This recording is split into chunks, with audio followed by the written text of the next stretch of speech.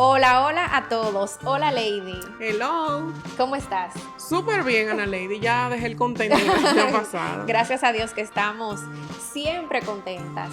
En este episodio tenemos, señores, un episodio un poco diferente. En esta ocasión tenemos con nosotras aquí a una amiga que queremos muchísimo. Ella es cirujana pediatra y no vamos a hablar mucho de cirugía, señores. En este caso vamos a hablar de las residencias médicas.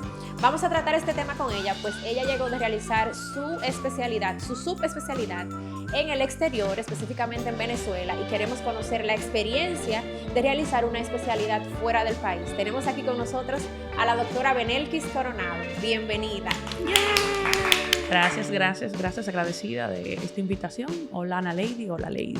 Hola. Las ladies. Debo decir que estoy emocionada porque ya ustedes tienen una relación personal, pero no la conocía personalmente, aunque sí a través de las redes.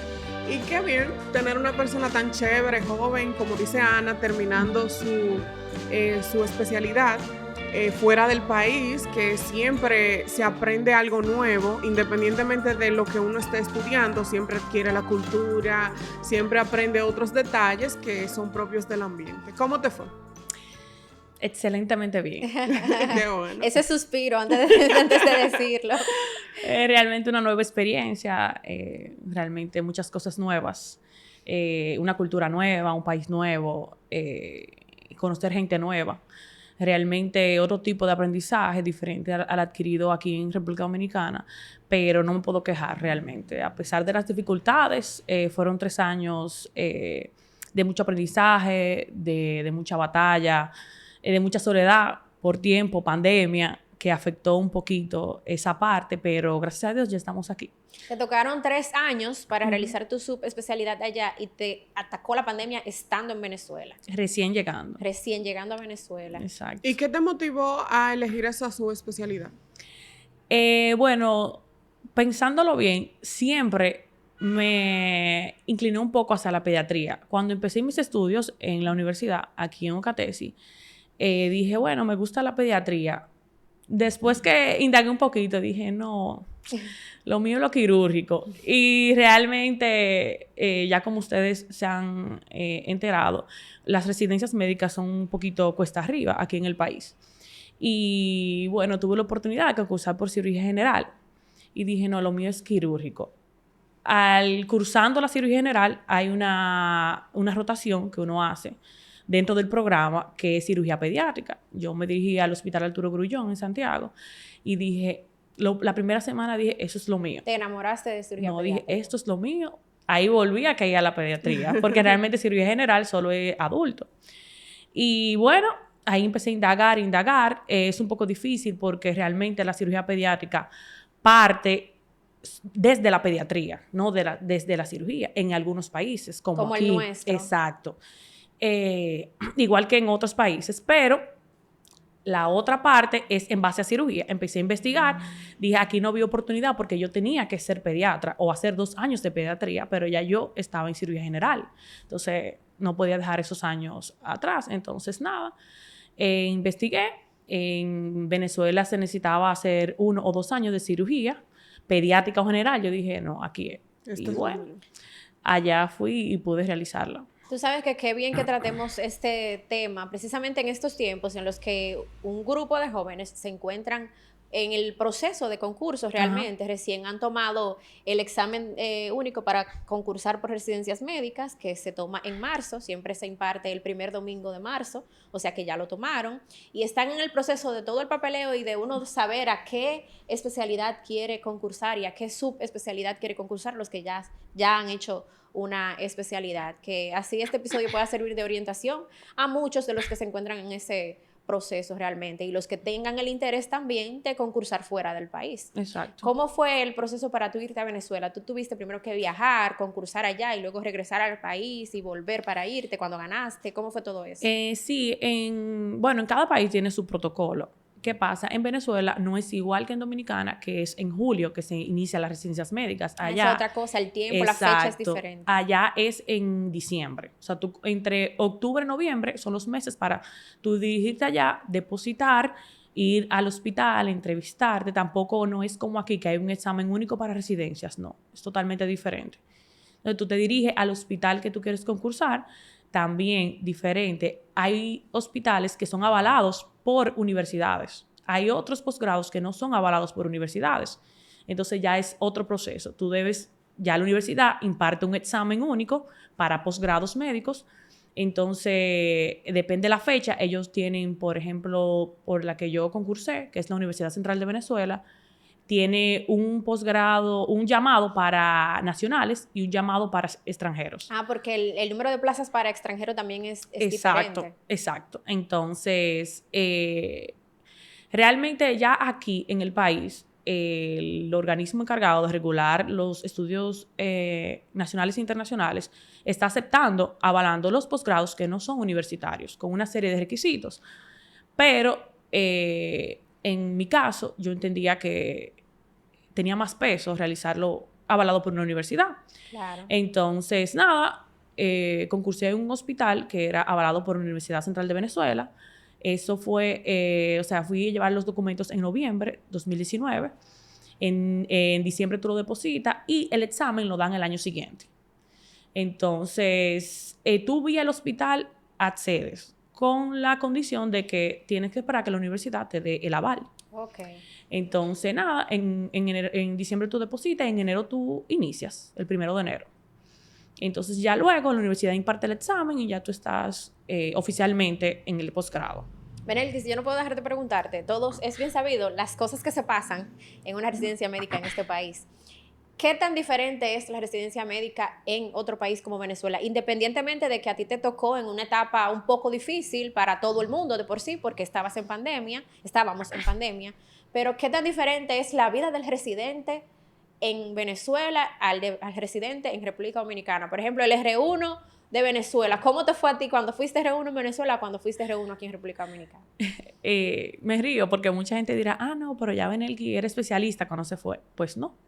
Igual era un R1, un R2, un R3, igual que todo el mundo. Pero bueno, R1, en el caso de Lady, es residente del primer año. El R1 igual en todos los lados. Te cuento. El burrito de carga. Exacto. O sea, todo el trabajo del hospital y de la residencia es del residente del primer año. Pero sí hay ciertas diferencias. O sea, yo acabando de salir de un posgrado de Santo Domingo, el trato es muy diferente. No porque yo era especialista, yo era un residente igual que mis demás compañeros al inicio. O sea, el trato es muy diferente. No hay ese maltrato. Claro, todos hospitales, igual que aquí, tienen su diferente trato. Exacto, pero o sea, que en lo quirúrgico a veces es un poquito más fuerte. Pero realmente el trato, que ya eso es un secreto a voces, como sí, quien dice, porque todo el mundo lo sabe. Realmente aquí se pasa mucho maltrato. Hasta del mismo personal. O sea, no solo tiene que ser de los superiores, pero allá no hay ese... por ejemplo, aquí, Lady, tú tienes que pararte si llega un residente superior, allá no. Tienes que ponerte de pie porque llegó el residente superior. Allá no... Y si tú no te pones de pie, te ponen horas. Exacto. Te tienes que quedar en el tú no hospital. te puedes ir hasta que... Bueno, eso es por regla general. Realmente tú tienes más trabajo que el residente superior. Eso es normal. Pero, por ejemplo, aquí el residente inferior no puede hablar con el residente superior. Allá no. O sea, y cabe resaltar que no en todas las especialidades. Que en una más que en otra. Exacto. Más lo quirúrgico, normalmente eso pasa. Pero realmente el trato allá es muy diferente al residente. De manera general. Y, por ejemplo, Benelkis, podemos ver... según tú cuentas de las fechas, que tú fuiste a iniciar el proceso en 2019 y vienes entrando en el 2020, donde vivimos un cierre mundial que afectó toda perspectiva de cualquier cosa que estuviéramos haciendo en ese momento. Entonces tú en una tierra extranjera, comenzando un nuevo proceso, ¿qué hace Benelkis cuando dicen hay un cierre?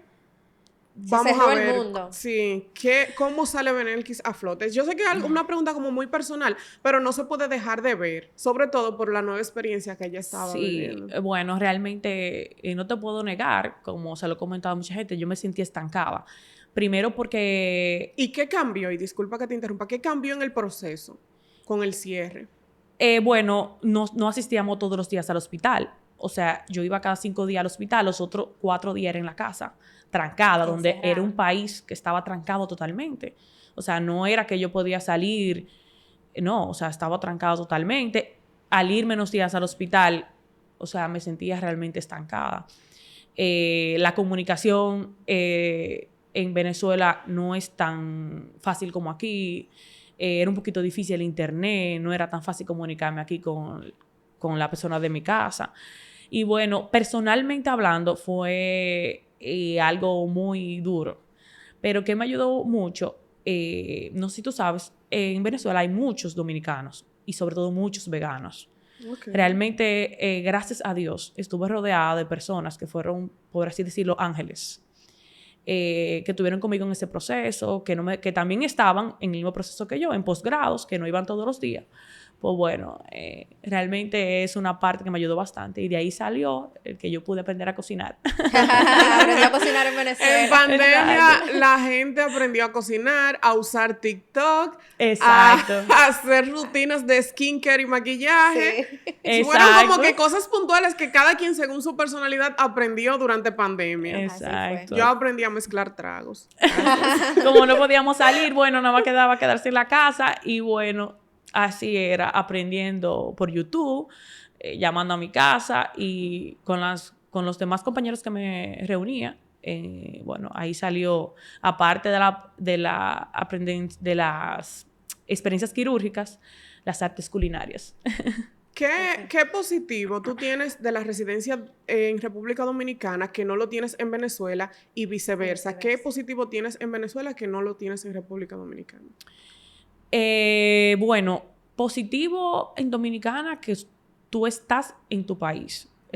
Si te toca cerca, como en mi caso, estás cerca de tu casa. Aparte, tú estás en el sistema que tú vas a trabajar. Por ejemplo, yo le contaba a una lady, yo vine totalmente desubicada. En cuanto al sistema de seguridad social, allá no se utiliza eso. Con el mismo medicamento, nombre genérico. O sea, el sistema de salud es muy diferente. Aparte del sistema de gobierno, que influye en el sistema de salud, es bastante diferente. Entonces, me ha tocado reaprender de nuevo, exacto. Y respecto a la situación política que vive Venezuela, ¿cuáles dificultades tuviste tú que enfrentar siendo una extranjera allá? Y que bueno, quizás por ser extranjera tenías algunas ventajas, vamos a decir, respecto a los venezolanos, pero ¿qué cosas tuviste que enfrentar? ¿Qué situaciones tuviste que vivir por la situación que vive Venezuela, independientemente de que estabas haciendo una especialidad allá? El principal problema fue la parte del visado, que es una parte que todavía está... es un tema político realmente. Tú obtienes un visado de estudiante. Duré prácticamente esos 3 años intentando renovarlo. Nunca pude obtener cédula como residente o como transeúnte estudiante, que es la que yo... Entonces, es un sistema ya, un problema político, que en realidad no afectó mucho. Sí, cuando se reabrieron los aeropuertos, mediante un mecanismo que ellos tienen, que es una carta, yo pude viajar. Pero eso, o sea, no causa problema. En cuanto a la parte para obtener los documentos, todo con el pasaporte. En muchos sitios no siquiera puede tener cuenta bancaria porque no tiene cédula. Entonces eso sí nos afecta un poquito. ¿Y es remunerado allá mientras realizas el posgrado? Bueno, al inicio sí. Para mí fue. Que ya luego entiendo que por el mismo proceso que no teníamos cédula, pues lo quitaron. Pero al principio sí era remunerado. ¿Cuánto? $7 mensuales. ¿Mensual? Sí. Sí, porque allá 800 pesos dominicanos, tú no Son quieres muchos saber. millones de bolívares. No, pero te da para mucho por la inflación. Bueno, más o menos. Bueno, daba. Exacto. Ya. Por eso tú veías muchos venezolanos aquí trabajando muchísimo. Tú decías, pero ¿cómo pueden mandar dinero a Venezuela? Porque realmente en los puestos que están trabajando no es suficiente, pero sí, así es. $20 allá era una cantidad. Mucho Oye, dinero. te está diciendo que ganaba 7, o sea que... Exacto, pero ya luego eso cayó y realmente sí al nacional venezolano, sí ahora ya es más. Creo que están $110 mensuales. Que tú lo comparas con aquí, realmente es mucho menos. Porque, exacto, menos. aquí un residente... no te puedo decir, no todo el mundo puede decir que gana lo suficiente porque eso depende de tus gastos. Claro. Pero en comparación allá, o sea, todavía $150 no da para vivir allá. No. Entonces... Yo tengo entendido que los médicos allá tienen que dedicarse a otra cosa. O sea, el Exacto. médico venezolano hay muchachas que son médicos y tienen que dedicarse a hacer uñas para obtener otra entrada de dinero. Exacto. Claro, eso depende del estatus y qué Y tan la bueno en la situación. parte privada, como en todos los lados, te vaya. Y bueno, pero hay muchos médicos que no pueden vivir solamente con la parte médica. Déjame, perdón. Suele Queremos pasar. hacer muchas Hagan cosas. guión. Cuando ustedes tengan su podcast, hagan su guión. Déjenlo fluido. Ustedes tienen que hacer su guión. Nosotras somos Señora, las reinas del fluir.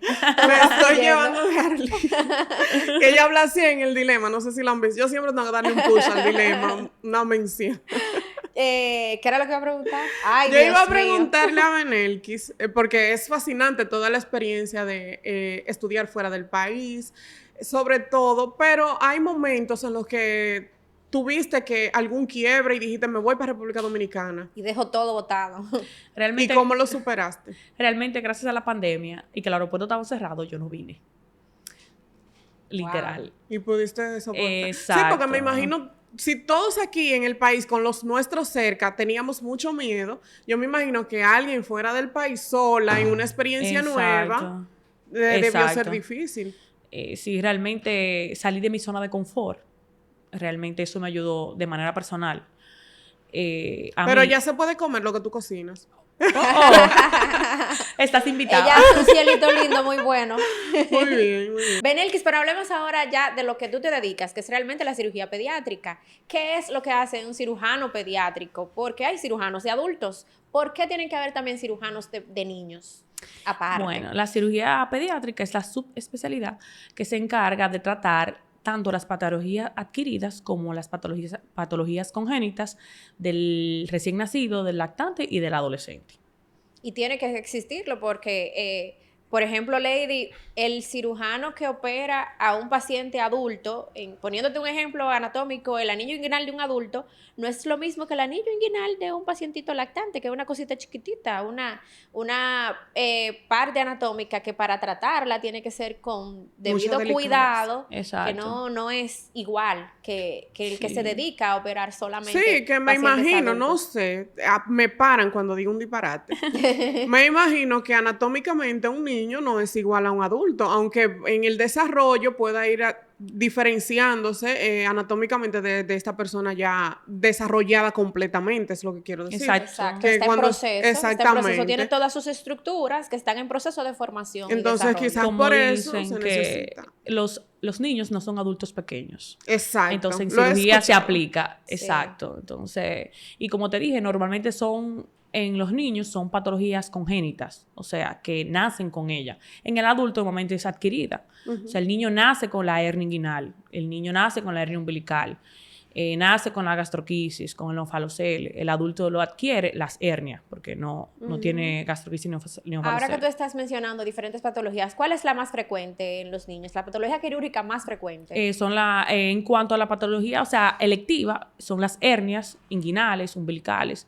Ya en la patología adquirida o los abdomen agudos, la apendicitis, las obstrucciones intestinales, normalmente son las más frecuentes. Ahora que tú mencionas apendicitis, déjame yo aprovechar y hacer una anécdota de un caso de un paciente que tuvimos ella y yo en común hace un par de semanas, quizá tú todavía lo recuerdas, para aclarar, porque yo de hecho tenía como esa cosquillita de que quede claro para todos los pacientes, todas las madres, que cuando un paciente tiene dolor abdominal, hasta que no se investiga el dolor abdominal, no se le puede dar un calmante, porque hay que saber cuál es la causa del dolor y luego ya tratar la causa. Ya luego de que se conoce la causa, se puede colocar el calmante. Si tú pones el calmante antes, entonces puedes enmascarar el cuadro, lo que sea, puedes seguir avanzando y empeorar. Dicho esto, por un caso de una paciente, de la madre de un paciente que tuvimos en común, que me tocó a mí atenderlo y luego comunicarme con Benelkis para que lo atendiera también porque era algo quirúrgico. Pero en el momento, la señora quería, el niño llegó con un dolor abdominal y la señora quería que le pusieran un calmante y que le pusieran un calmante y no le valía explicación. Señora, mire que todavía hasta que no veamos, que no sepamos qué es lo que está causando el dolor. Se le puso la hidratación, obviamente, y eso le iba a mejorar un poco, pero ella no estaba conforme con que el niño solamente tuviera una solución puesta. Ella quería ver que la enfermera pasara medicamentos por esa vía, obligatoriamente. Ella estaba desesperada.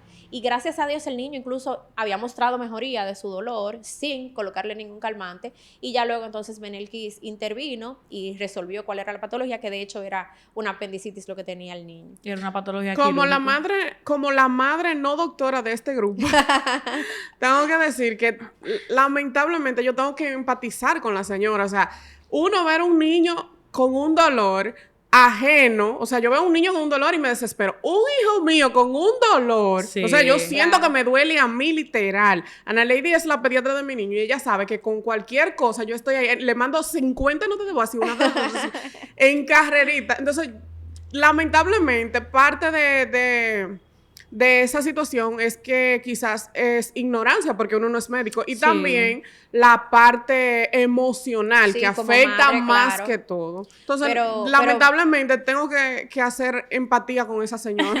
Sí, Doña, yo soy suya, llévese de mí. Sí, yo le explico generalmente, bueno... Es difícil, Benelki, porque como paciente, sí, mira. En cirugía pediátrica, bueno, en pediatría normalmente o siempre, a menos que sea adolescente, uno tiene contacto con el familiar, en el caso de la madre, bueno, a veces está la abuela, y yo le explico, mire, mamá, el dolor es el que orienta al cirujano, si yo le quito el dolor, entonces si es una patología quirúrgica, se va a complicar, y bueno, ahí uno le explica y se quedan, pero es como tú dices, la ansiedad, o sea, uno La como ansiedad, mamá sí. dice, Dios Quizás mío. si fuera otra cosa, que el niño, que uno no esté percibiendo el sufrimiento del niño en el Exacto. momento, uno como que la parte racional de uno como que lo entiende, pero verlo quizás revolcándose al dolor. En el caso que específicamente que te estaba contando de la anécdota, era un niño ya adolescente de 13 años. Ay, no, doña, Que que no. sinvergüenza. No, pero de verdad. Doña, no sé que era un bebé. Era su niño, era lady, era su niño. Doña, oiga, si a usted le está diciendo que no le puede quitar el dolor. No, pero oye, una cosa, cuando Liam tenga Ay, 13 me van a años, matar tú aquí en igual lo vas a querer. Debieron empezar por... Va a por la ser tu edad. niño, va a ser tu niño de 13 años. Sí, Mi mamá le dice a mi hermano de 31 años, mi niño, te digo. Siempre va a Con ser los así. varones, sobre todo, tú te puedes caer por un barranco. ¿qué es eso? No, pero de verdad, en ese caso el niño con la hidratación había mejorado realmente el dolor. No, pero estaba que hasta el caminando y niño todo. debió explicársele a él, debió decirle, mami, cállate, porque que... No, y dime. mira, y pasa mucho cuando son así, grandecitos. ¿Te duele? No. Y la mamá, dile que te duele, Sí. dile que... Y yo, mamá, Doña, deje pero que él es- me diga, ¿te duele? ¿Tú has vomitado? No, dile. Y yo, Gracias ellos a como Dios que que quieren, no soy médico. porque la- ellos como que quieren que, o sea, que el niño a veces por miedo realmente. Ujú. Pero si es grande, si tú no le preguntas. Ujú. Pero muchas veces por miedo, más cuando son más pequeñitos, que las agujas y eso. No me duele. Y a veces ocultan el dolor Sí, realmente. esa es otra también. Pero las mamás, sí, dile que te duele y tú acabas de vomitar. Y el niño así como... Esa es una cosa que todo el pediatra y todas las subespecialidades tienen que lidiar con los padres, con los vecinos, con las madrinas, el tío y todo el que quiere intervenir con la patología de los niños. Ay, Dios, yo estoy pensando en eso. Yo pensaba que era chiquito, de verdad. disculpe. Yo juraba que era un niño. Sigue siendo un niño aunque Sí, tenga 13 pero con años. 13 años ya, oye, hay niños No, que mi amor. van a otro país solo a vivir experiencia con 13, imagínate tú. No, y después que lo operaron, mi amor, eso era un cuidado. Y yo, mamá, pero deje que se pare. Él es... Ay, no, Yo soy doctora. mamá de un niño varón, yo sé por qué. Uno cree que son cristales bendecidos Sí, de la no, tierra. siempre serán tus niños, tu niño. Benelki, si hablamos entonces en cuanto a la recuperación, ¿qué diferencias hay ya en el posquirúrgico de un paciente pediátrico y un paciente adulto? Totalmente.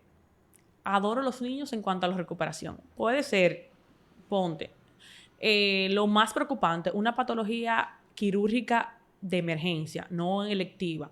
Una apendicitis, una obstrucción intestinal, que el niño realmente está quejumbroso, está letárgico. Tú ves al niño, dice, bueno, le explica a los padres, lo lleva a cirugía, hace resección, lo que haya que hacer. Al otro día, o ese posquirúrgico inmediato, el niño recuperado totalmente. Inmediatamente tú le resuelves la patología quirúrgica, que se despierta bien de la anestesia. Es increíble, Lady, la recuperación de los niños. Wow, o sea, qué amo a bien. los niños en esa parte.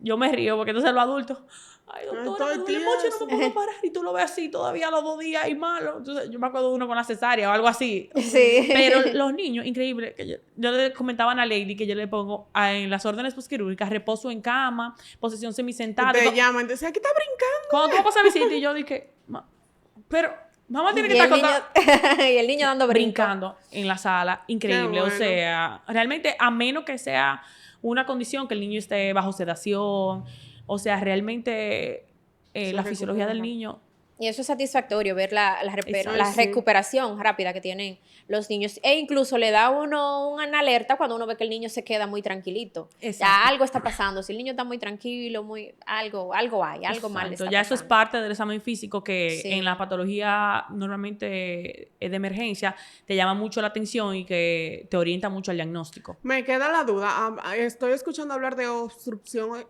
intestinal. ¿Qué es y cómo se genera? Bueno, la obstrucción intestinal es el cese o la oclusión del paso del contenido intestinal que va normalmente desde la boca hasta el ano. Por alguna patología congénita o adquirida que obstruya ese paso de ese contenido, entonces produce un cuadro. Por ejemplo, la misma apendicitis puede provocar un caso de obstrucción intestinal. La no tratada, inmediatamente ocurre una peritonitis, se inflama todo el intestino, entonces por una inflamación hay una oclusión del intestino. Puede ser por objetos extraños. Eso iba a preguntar porque me Sí. llegó a la mente un niño que se tragó una moneda y pensé, ¿será lo mismo? ¿Es diferente? Sí, Pero puede. Hay objetos extraños. Si no se va a vía aérea, puede irse a vía digestiva. Puede ser el mismo intestino que rote sobre su propio eje y ocasiona un vólvulo. Puede ser. Hay niños que nacen ya esa parte es congénita, con una mal rotación, o sea, una rotación anómala del intestino y eso produce una oclusión del paso del contenido intestinal. Entonces produce una obstrucción que es quirúrgica, que hay que resolver la causa que le está ocurriendo para poder entonces que el contenido intestinal siga su curso normalmente. los consumidores habituales de este podcast saben que yo, todo especialista que viene pediátrico, yo obviamente tengo que relacionarlo a algo con mi hijo. Liam recoge cosas del piso y siempre yo me preocupo de que no vaya a comérselas. ¿Cómo nos damos cuenta de que un niño ha tragado algo? Porque puede ser que hay un objeto que se vea a simple vista, pero yo veo que él... Ay, señores, ni para qué le cuente. ¿Cómo darse cuenta a tiempo de que ha tragado algo? ¿O se muestran signos o puede salir solo? Sí, hay veces que si el objeto es muy pequeño, no punzante, que no causó ninguna obstrucción o ningún O ninguna pinzamiento, perforación. por ejemplo, no va a ocurrir un cuadro abdominal quirúrgico, pues puede ser que en las heces te des cuenta. Si no, como te dije, si se va a vía aérea, que hay una oclusión de la entrada de aire, bueno, pues el niño va a tener signos de ahogamiento en ese caso.